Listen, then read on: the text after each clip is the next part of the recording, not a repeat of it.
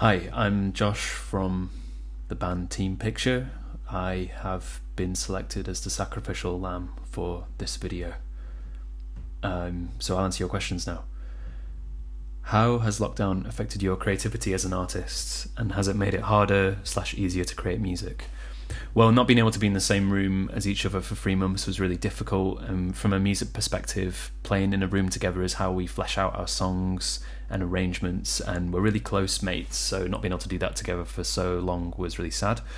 But we adapted and we just got on with as much writing as we could, and we concentrated on making our album launch as good as it could be in a bad situation. And it's not slowed us down creatively. Once we realised we weren't going to be playing live anytime soon, we just sort of refocused our energy on making as much new music as we could, and that's what we're doing at the moment. Can you play/perform a song you've written that you feel is most relevant to the current global situation, or how it's been for you?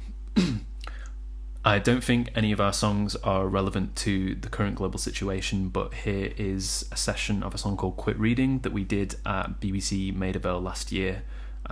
Quit Reading has a vague through line lyrically concerning self-centeredness and toxicity, of which there is currently a whole bunch floating around. I see you crying at the book launch. Pink lemonade, middle class lips smack champagne. Self-pity is the name of the game, and you know how to play. You know how to play. Someone ought to send her a cease and desist, cause this crying white woman is racist. I wouldn't even have her in my hell lift.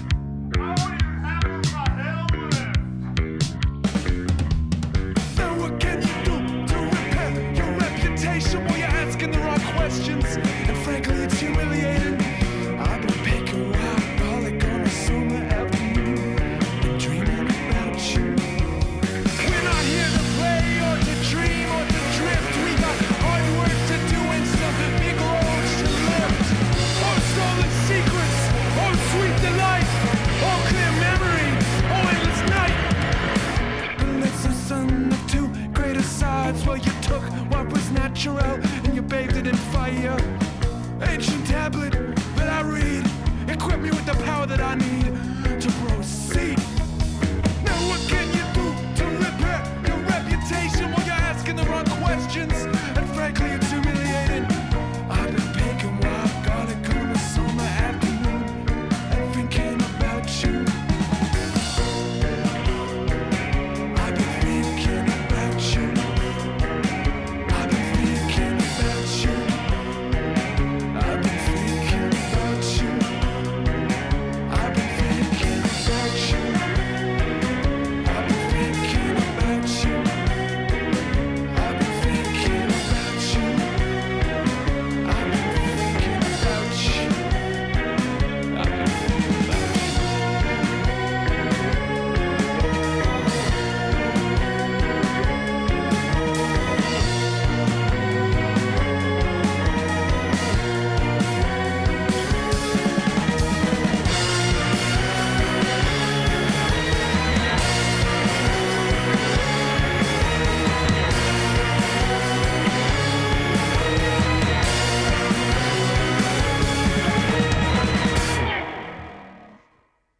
What is your favourite song from your album and why?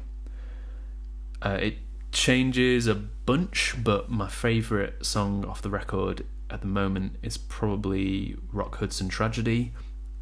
It's probably the strangest song on the album, and I think it most closely resembles the kind of music we want to explore making on our next records. And Tom's lyrics are really beautiful and his vocals are great, and it's really nice to be able to fanboy over one of your own songs like that a little bit, because someone that you really admire created something so good. How important to you are independent venues in the development and exposure of artists/bands like yourself? So we owe independent venues pretty much everything. Our first gig was at the Brudenell Social Club, and whenever we put on any of our own shows, they've been at grassroots venues, and generally the vast majority of shows we played and probably will be playing in the near future will be at small independent venues. So we couldn't have got off the ground without them. What can you do to support artists like yourself whilst live music is still out of the question? So you can buy our music and our merch, you can listen to our debut album, The Menace of Mechanical music, and you can responsibly support your local venues in whatever way you can, because without your support now, there might not be a live music scene to come back to, so go do that. Cool, I hope you enjoy this session, and I hope you enjoy listening to the album. Thanks for having me.